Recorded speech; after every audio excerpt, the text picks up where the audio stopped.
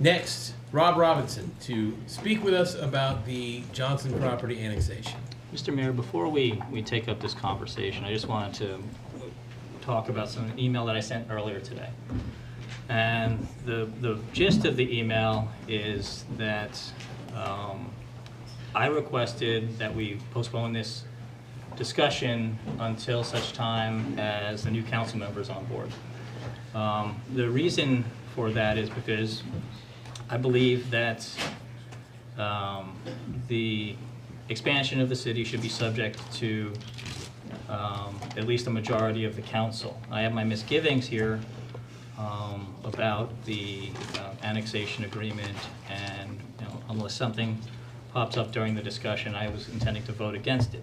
And I'm fine with a 3-1 vote, but today I learned that unfortunately not only is Councilmember Spiegel ill, and I wish him the best, but that he indicated to me his intention to recuse himself from the vote because of a conflict of interest, which would mean best case scenario that this annexation agreement would pass with a weak majority of 2-1.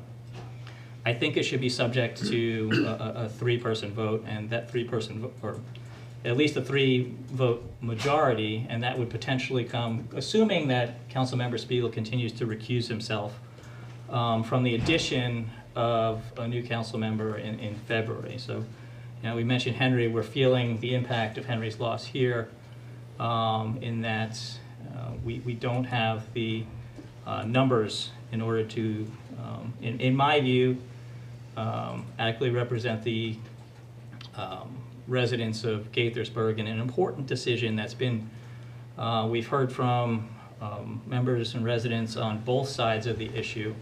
So assuming that Councilmember Spiegel is continue to recuse himself because of a conflict of interest, I would ask this council to table this matter until such time as a new council member has come on, so we have a full contingent to consider the expansion of the city.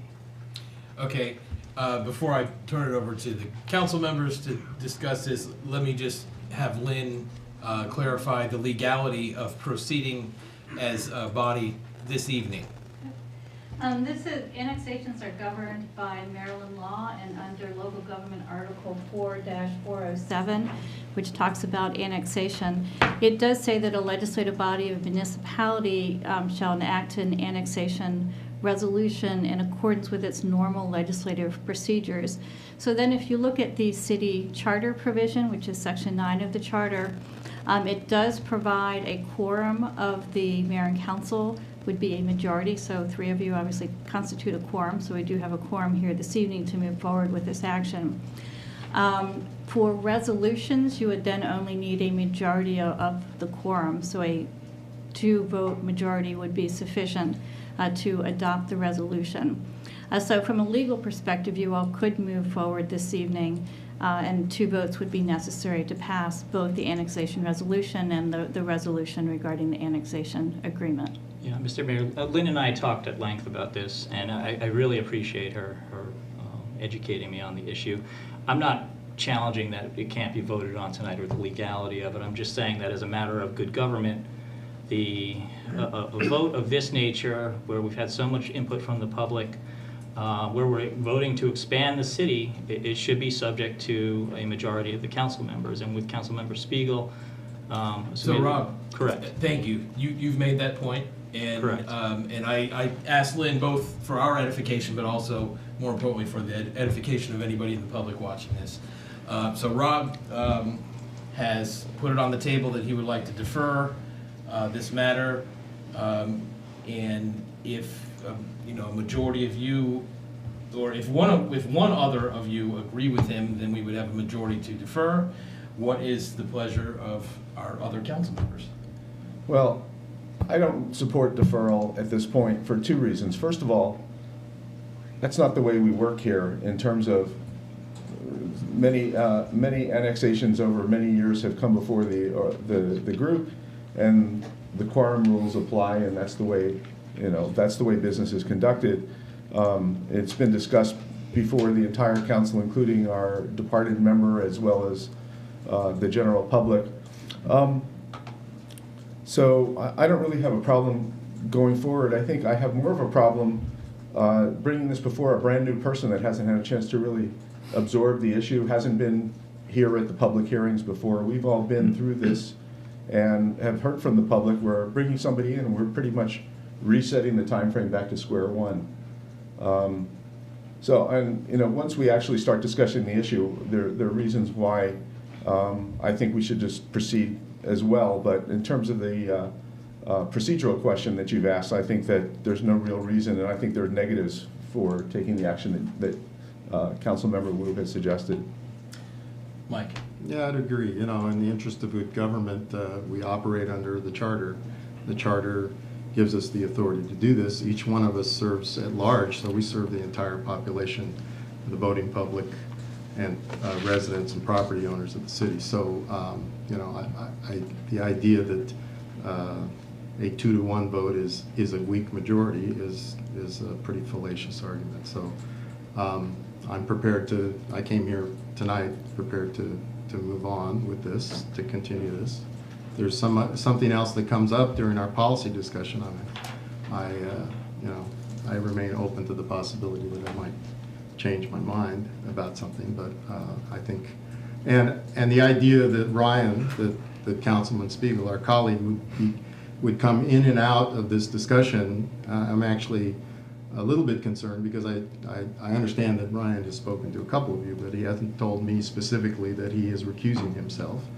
And the fact that he had been considering recusing himself is more of a concern to me, and not letting us know that this was happening, because he has been participating in the discussion. So, well, let me just speak to that. So that's fine. Right. I accept that will happen, but I don't expect him to change his mind again and then come back in. You either recuse yourself or you don't. He's going to recuse himself. Okay. In Ryan's absence, I'll just say he recently discovered that his law firm has a relationship with one of the parties that is an applicant. And when he learned that, he immediately contacted our city attorney to ask for advice, and he made a final decision that he needed to recuse himself. I'm sure it was the fact that he participated to the point that he did was unintentional, and it really was sort of late coming information. So, with that recusal, we still have a quorum, and we have a quorum that by charter allows us to make a decision. So I'm prepared to move on with this. Okay. Well, Then I'm going to wish everyone a happy holiday and a new year. And I'm going to go. So Lynn, as our city attorney advising us, we began this evening with a quorum. Can we still proceed with business? Yeah, we no longer have a quorum, so you are not able to take any other final action this evening. We're allowed to make statements, I Yes. suppose, right? I'm Yes, you are. astounded. I'm astounded by the rudeness and the professional behavior of my colleague. I don't think it serves the people of Gaithersburg. I don't think it serves the role of city government. He ought to reconsider. He ought to consider whether he has a future role with the city government. So if we're unable to move forward with the business of the city this evening, do we move it to the next council meeting, or what's the next step? We can't move anything. We don't have a quorum. No, I mean in terms of when this returns to the agenda. Tony and Doris we sort of, it's most directly done, our agenda schedules are most directly done by staff with approval by the mayor. Correct. And if Ryan, well, anyway, I don't want to speculate as to, I'm disappointed by our colleagues' behavior this evening. So I've been involved in city government for 16 years. So far as I can remember, this is absolutely unprecedented. And I hope to have a chance to speak with our colleague and get him to agree to do what he's elected to do, which is to make the decisions and conduct the business of the city. And and not play games. So if I'm privately able to get an assurance from Councilmember Wu that he will participate in the city business, then Doris and Tony, we can work to get this scheduled again as soon as possible. We can. We will. I know we do have some council members month of January. We do. We will have a quorum. Okay. To the applicant, all we can do is give our apologies for whether, I honestly don't know how the vote was going to turn out, but I expected to conduct business as we intended to do, and so on behalf of the city, I apologize for the time that you've put into this, and we hope to get this straightened out before you're back in here and actually get the business taken care of. So that would take care of the next two items, which would require us to conduct business. We can. Can I say something related, but not specifically on this topic? Early this evening, when Father Brennan was here, one of the things that he asked us to do is to make sure that there is affordable housing in the city, that people have places to live. And I've looked at this issue more from an economic development point of view, but also become much more sensitive to the issue of housing. I saw a presentation about half a year ago from Professor Fuller from George Mason about the fact that we are adding jobs and people are moving into this region, and the biggest drawback that we have is there's a lack of affordable places for people to live. And if we don't build more housing stock, then we're either forcing people to live very far away and commute long distances, or we're forcing people to go somewhere else when they want to live here. And I think it's very unfair for us to say that there's no more room, sorry, we're closed for business. So the challenge is that the infrastructure is straining under the load. We don't really have enough room in our schools. We don't have enough room on our roads. But those are being worked on. We have a school expansion slated for nearby that will relieve some of that. We're not going to take neighborhoods with cul-de-sac communities and build skyscrapers on top of them, but there are areas where building additional density and additional housing stock makes perfect sense. So turning our backs on that is not acceptable to me, and that's why I wish that we could address this and other issues in terms of redevelopment of the city sooner rather than later. So I'm disappointed that we can't get there tonight. Well, actually, I received a text just now from Councilmember Spiegel, who is sick but has been watching the meeting and is willing to drive in here, and so we can take care of this business. So, and I'm told by our city attorney that if Ryan's presence gives us the quorum, even if he must recuse himself, we have the quorum, we can conduct the business. So that said, we're going to probably have a 10 or 15 minute wait for Councilmember Spiegel to arrive. And I would invite, we can recess and come back to order, but we do have we can sort of anticipate the last item on the agenda, which is from the city attorney or deputy city manager or any other staff. Now would be the time. If you guys have some stuff for us. I don't have anything additional this evening. You don't have anything. Dennis, anything from you? I'm prepared to filibuster if need be. Well, we don't need to filibuster. We can recess the meeting and come back to order when Ryan gets here. So can I talk about transportation for please a couple of minutes? So the Transportation Planning Board is meeting on Wednesday afternoon to plan for projects for next year, and we've been dealing with some things that you've heard me talk about here before, which is the fact that the region's 25-year plan for transportation shows that congestion will be 66% worse in 25 years, which didn't seem like an ideal outcome for my way of thinking, at least, especially given that I had commuted to Reston for some period of time a year or two ago. The question is, how do we get out of the box? So what I expect is that the long-range planning working group, which is separate from the main body of the Transportation Planning Board, is going to get together, and we're going to look at three separate but related areas. One is what road projects aren't on the list that maybe ought to be on the list. And second would be what transit projects that ought to be on the list aren't on the list.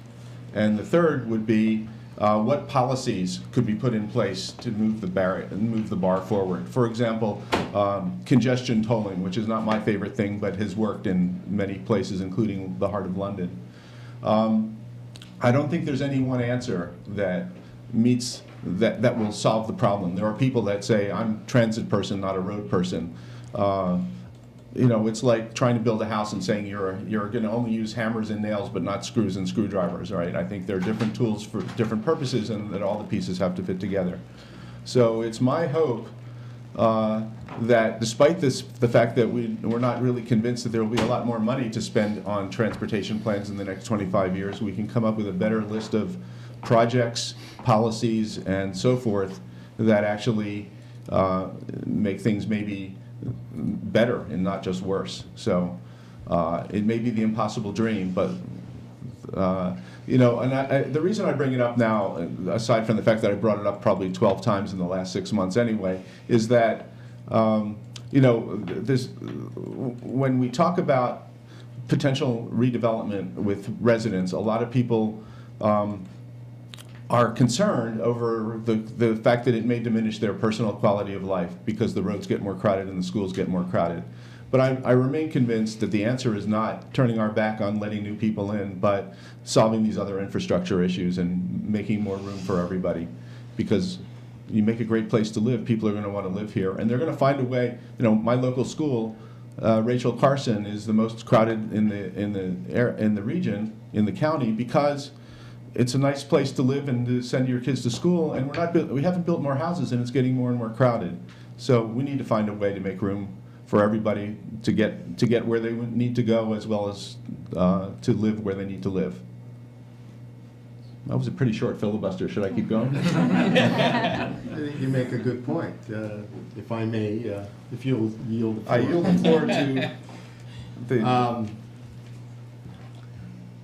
So, you know, one of the reasons that I actually ran for office was because I was angry at the way that the previous council had managed some development. I think that they ignored a number of issues, and the fact that I felt that the way that some of these issues were dealt with was more a backroom dealing rather than in the full sunshine for the public. It happened to be the community that Rob lives in, Parklands. And in that community, which was actually a pretty major expansion, over 200, about 200 acres or something, 1,500 homes that were going to have a considerable impact on schools and traffic.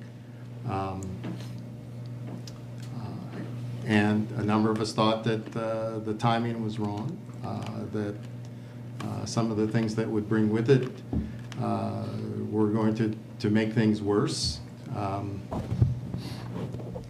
The council had actually voted for a moratorium for a period of time because of the crowding issue of schools and roads and basic infrastructure. And then they did away with the moratorium and went ahead and approved the project. Of those 1,500 houses, I think maybe I already said this, none of those were affordable. We didn't have an affordable housing ordinance at the time, which wasn't introduced until after I was elected, so that now every development, save the area within the central business district, is subject to our affordable housing ordinance. And we had a schools test, we had traffic tests, a number of things were introduced after that, after I was elected and able to convince my colleagues that it was important to have regard for this. But I think the thing that we did that was most important is that everything that I felt, and I think a number of voters agreed, that the transparency that occurred after all of that was much greater than it had been before, at least to the public perception. So it's odd, though, that sometimes the most recent residents who moved here most recently are to communities where it was disputed that those communities might cause problems with the infrastructure, with schools and roads, that those people are actually the most opposed to additional development. It's, in a way, it's ironic. Perhaps Rob should, you know, and some of those things, Parklands isn't built out yet, Spectrum isn't built out yet. And it's not going to be built out till we have the Watkins Mill interchange. So if Rob is serious about reducing the impact of these kinds of things on the current residents, perhaps he should oppose the Watkins Mill interchange. I don't think he'll do that. It doesn't make any sense. He says he's a booster of the economic development of the city, but his action here kind of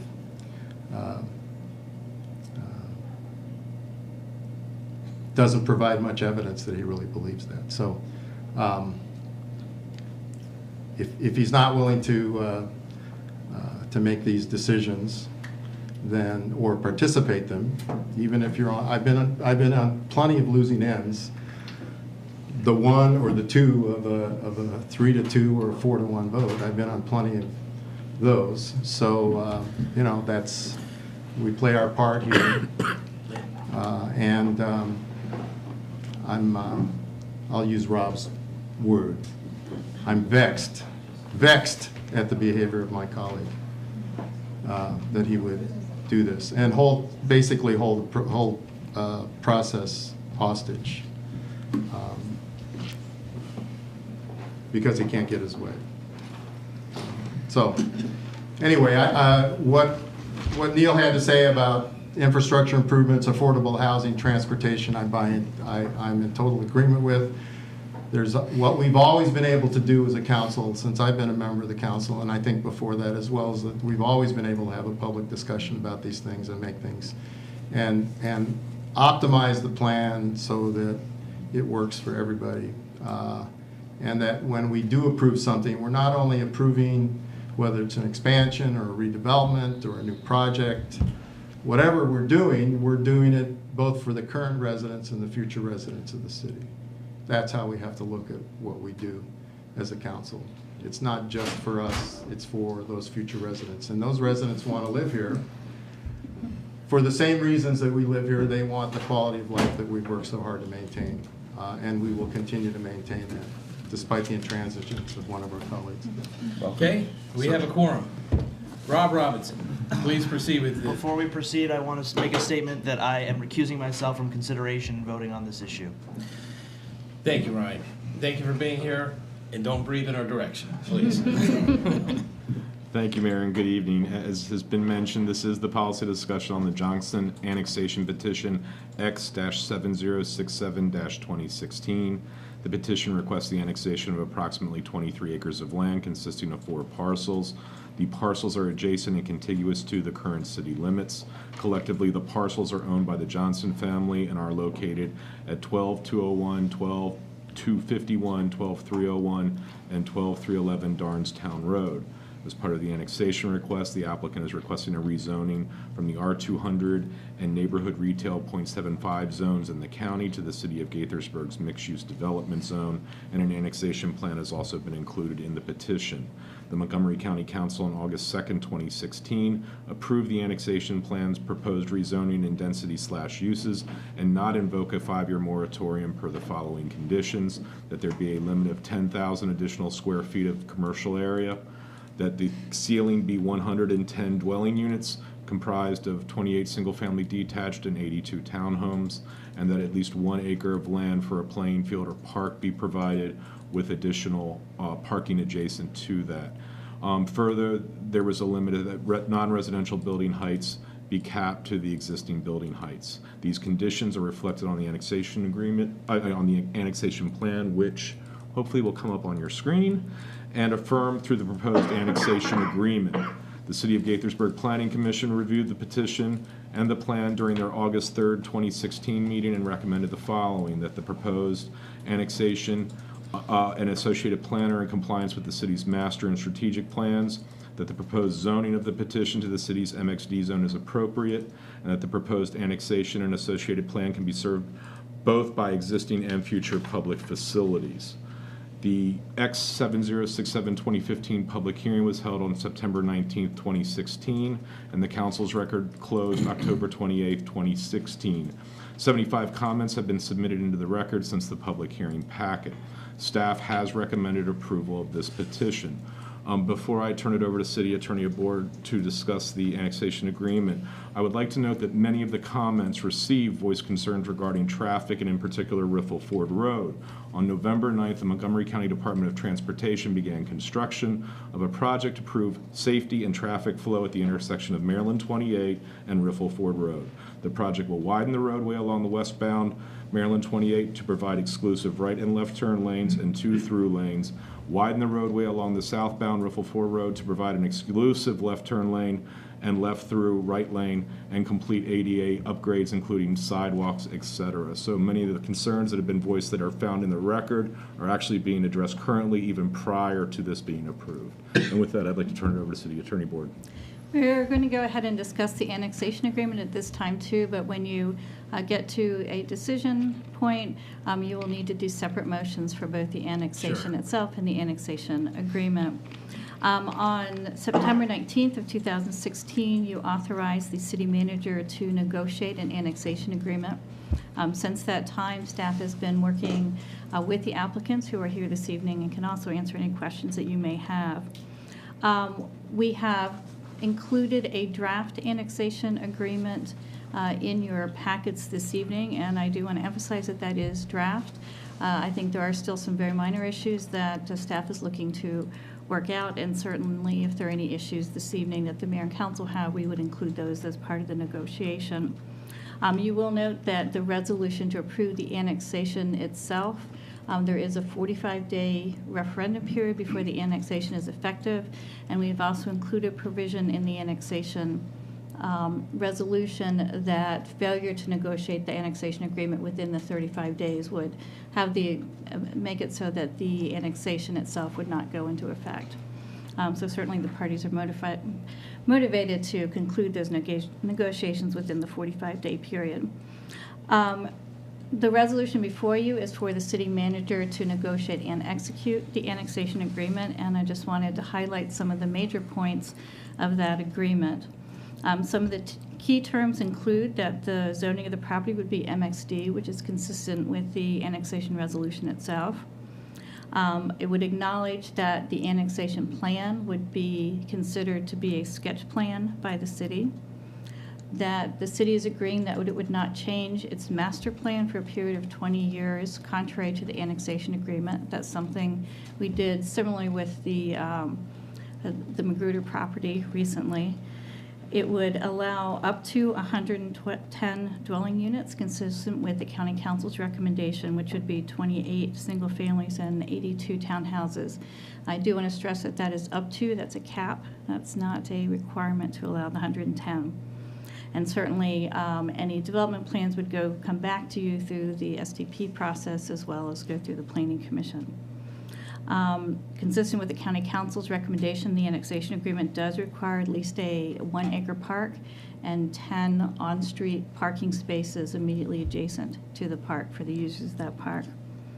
The commercial development heights would be capped at 30 feet at the current time, which is the current height of the existing buildings. Staff has requested and the petitioners have agreed to create a homeowners or association or an owners association that would include both the commercial and the residential property because they will be sharing some public improvements such as stormwater management. We wanted to make sure that there was an association that would be responsible for the maintenance of all of those public improvements. So that would include stormwater management, the park, and the private roads. There will be a loop road through the property that would be a public road, so obviously the city would plow that, but the other streets and the park would be held as private facilities. The property or the residential development on the property would comply with all of the city's affordable housing requirements, something we've heard a little bit about this evening. And we are acknowledging that the existing improvements on the property are conforming with the exception of the parking on the commercial lot.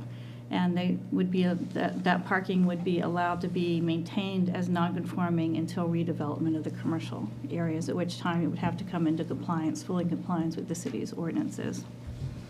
We're also acknowledging that the property meets the APFO school tests at the present time, and as long as they develop the residential portion within 2 years, it would not have to be retested for adequate public facilities. Lynn, can I clarify? Mhm. Develop within 2 years or come to us with a proposal within 2 years? They would have to have approved proposals. Approved Yeah, proposals they wouldn't within have 2 to years. actually be Okay. built Okay. during that period of time. Okay. It does also require the city standard traffic study prior to SDP. However, we have made some enhancements to that study as requested by the mayor and council. So it includes Saturday peak conditions as well as information on the Quince Orchard High School arrival and dismissal times. We're also requiring a connection to the residential development through a road that would access the existing signalized intersection on the commercial property. That could be maintained via private road until such time as the commercial property redevelops, and at that time, it would have to become a public road in accordance with full city public road standards. There would also be a 5-year tax abatement, and it would require a 50-foot setback from the existing properties for the proposed townhouses. And with that, staff would be happy to answer any questions on both the annexation itself and the annexation agreement. And certainly, as I said earlier, representatives from the Judson property are here and can also answer questions. Okay. I do have one question, and then a statement. The question about the composition of the HOA being both from the commercial and residential, do we have precedent for that in the city? In fact, we do. Crown, which in fact will be coming back before you in February, one of the questions that was raised by the council to the Crown developer was, how do you have this umbrella of maintenance? There is a master developer in Crown that encompasses all the property owners, and you have the neighborhoods, and the neighborhood is a combination of both residential and RPAI, the commercial owner of Neighborhood 1. Mm-hmm. So they actually comprise the Neighborhood 1 association. Okay.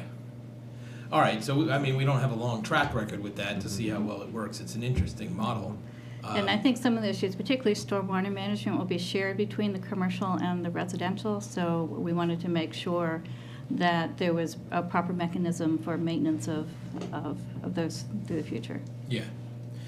Okay.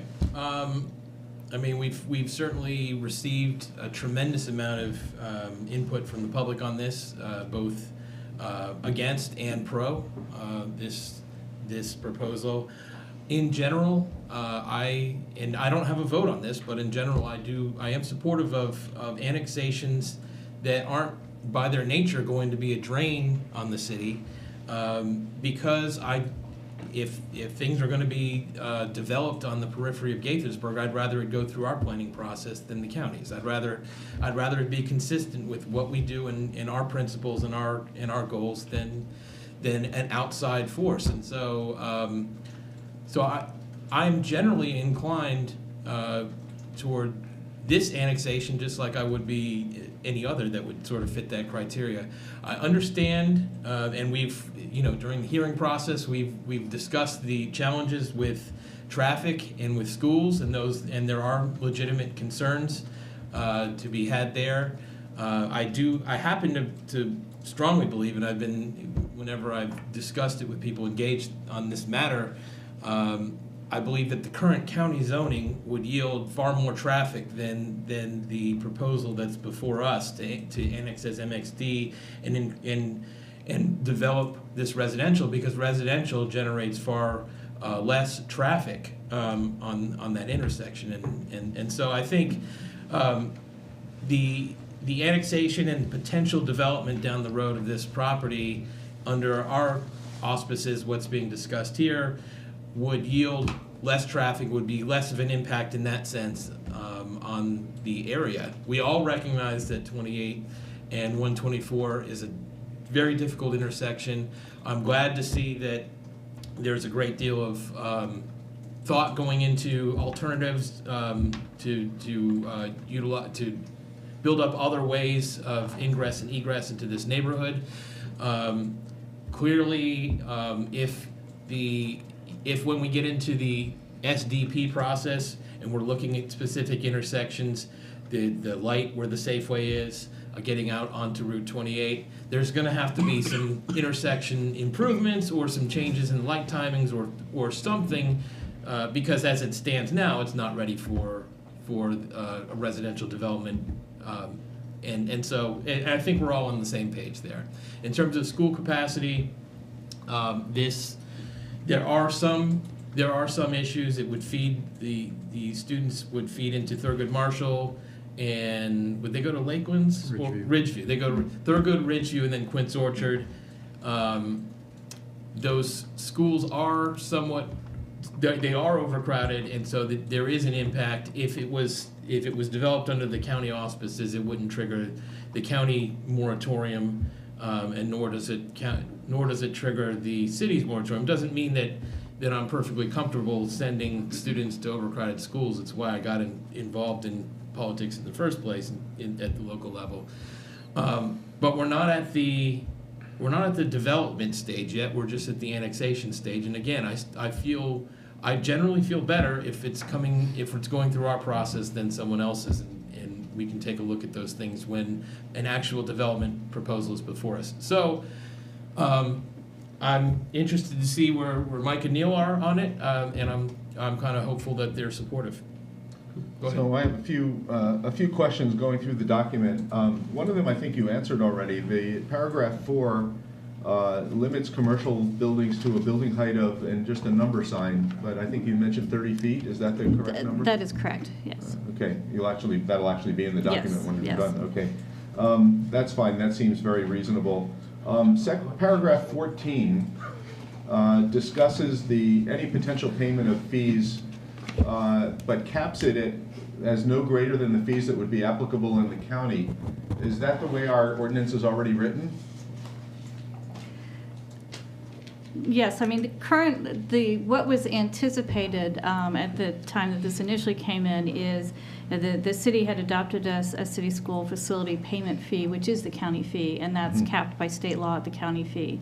However, the county council is currently considering abolishing that fee, so that's why we put the if applicable But if language. they abolish it, they'll replace it with something else, and that would apply at that point as well, so I don't think it really becomes an issue. Yeah, I just was curious, because the language is in there with a cap, but it's really not impactful at this point, right? Correct. I see that that basically what's been agreed to or negotiated at this point is a 5-year tax abatement on the commercial, which seems reasonable given others that have come before us.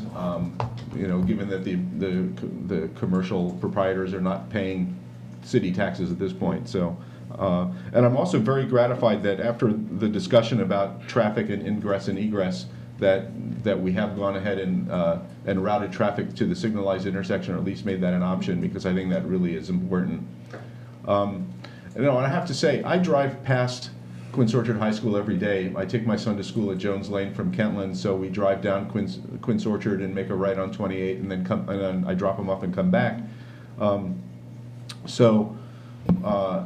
wouldn't be a big fan of adding a lot of traffic to that area, although it's by far there are many more crowded intersections than that one is, although it's certainly not the most pleasant one to go through. But I think a development this size, given that it's come down from the original proposal of 300 to 110 units, and given the numbers that we've seen in terms of what the expectation is for cars moving through out of that development during rush hour, the impact is going to be fairly minimal. It'll be several cars per minute at maximum. So I don't think that concern is realistic. And again, as the mayor said, in terms of the impact on schools, it'll be relatively modest with that.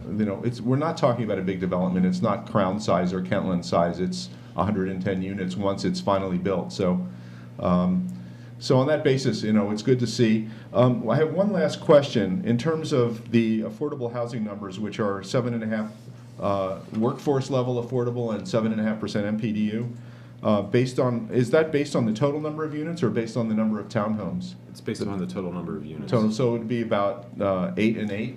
Mm-hmm. Okay. So I think that's good too. And again, with the policy of we want affordable units mixed in with market rate units, yeah, I didn't want to say unaffordable. But, you know, and again, for the benefit of the public, we're talking about units that are priced to meet the demands of people with a median income of about 60 and 80% of the county's median income in the county being something over $100,000 a year. So, you know, we're not talking about, you know, we're talking about, you know, what the father was saying earlier. We're talking about, you know, police and firemen and teachers and people who are working people living in the community. And I think it's important that we have people that provide services to us able to live here as well. So I think it's a great policy that is going to be part of this community. Thank you, Neil. Mike? Yeah, I mean, what both the mayor and Councilmember Harris have said are, you know, that could have been my statement here. I had a couple of questions. I think Neil touched on this. The county has changed their school impact tax. Is that correct? Or Working on it. so they're working on it. That's the No, proposal. it goes into effect. It was adopted by the county council, their new subdivision staging policy. So while they've done away with the school facilities fee for the time being, as I said, we decided to keep it in case in the future, you know, they should bring it back within the next 2-year review. They have changed the methodology for the calculation of students, and they've changed both the transportation impact tax and the school impact tax. And in fact, the tax goes up precipitously for garden-style apartments. The tax goes up for townhomes slightly, and the tax actually drops for single-family detached homes. Okay. So, but there's still a question of what happens to our fee that we're collecting, right, for schools, of how that's going to be utilized. We can't collect the fee. We can't even collect it because anymore. it applies to the other one. So that doesn't, you know, that kind of, we're gonna have to go back and look at that ordinance again, I think. You know, I was opposed to amending the ordinance on school capacity, the school capacity test. But given that, you know, once we make a decision, I think we all have to agree to abide by it. And this project is certainly within the capacity that the county models, as well as what we currently allow. So that has always been my major concern. But even so, this is a small project, still a few years down the line before it'll start generating students. So I think the impact is relatively minor. It's easy for me to say because I don't have kids in that school or a grandchild or anything else. So, but I think that the opportunity for further traffic planning to accommodate the traffic is something that we're going to have to work out with both the developer and with the county. Certainly, I think the county needs to address traffic on 28 west of 124. It's a problem, and the county is approving development down 28 all the way to Poolsville. So that's a lot of that traffic is going to be on 28 and through that intersection at some point during the day. This project is not going to generate that much there. I like the fact that we're limiting the commercial development to an additional 10,000 square feet seems reasonable. Certainly the developer could start all over and raise everything there that's commercial now and just come up with a new plan as long as it didn't exceed 100,000 square feet or 30 feet in height. So maybe that's something that maybe we won't see anything like that, and it'll just be a plan to add at the square footage, the additional 10,000 square feet. So, all in all, I think this property has been within the maximal expansion limits of the city for a long time. I think we were very thoughtful when we looked at those expansion limits, and you know, we came up with those limits in looking at the ultimate benefit to the city, both economic and governmentally. So, you know, I would have, as I said before, I really miss Johnson's Nursery. That was the best thing about that corner for years. The service was great, the stock was great, and it was just nice to have a nursery in the city. We don't have one anymore. So, that being said, we want to see the best possible project here on this property. I think this is we haven't even seen what it's going to look like, but I think this is certainly going to increase the potential for a quality addition in this annexation and in the development. So I can move the first resolution, I suppose. Okay, go right ahead. All right. Let's see. Do I have to read it out, Lynn? Just move the annexation petition. I will move the annexation petition X7067-2015. Okay, all those in favor, please say aye. Aye. Any opposed? Okay, that carries 2-0 with one recusal. Is it a recusal or just an absence? It's, It's No, a we have a recusal. recusal. Oh, It's a I'm sorry, yes, recusal. the recusal, yes. I apologize. Ryan's been very quiet. Ryan's there. been very quiet and appropriate. Yes. Yes. Okay. Next, we have the resolution authorizing city manager to negotiate and execute the annexation agreement. So moved. Second. All those in favor, please say aye. Aye. Any opposed? Okay, that carries 2-0 with one recusal. Okay. Thank you guys very much. Thank you. Thank you. And I'll ask one more time, is there anything from any other staff? Okay. You've all had a couple of chances here. Thank you all. Wishing everyone the happiest of holidays, and we will see you in 2017. Let's do great things, Gaithersburg. We are adjourned.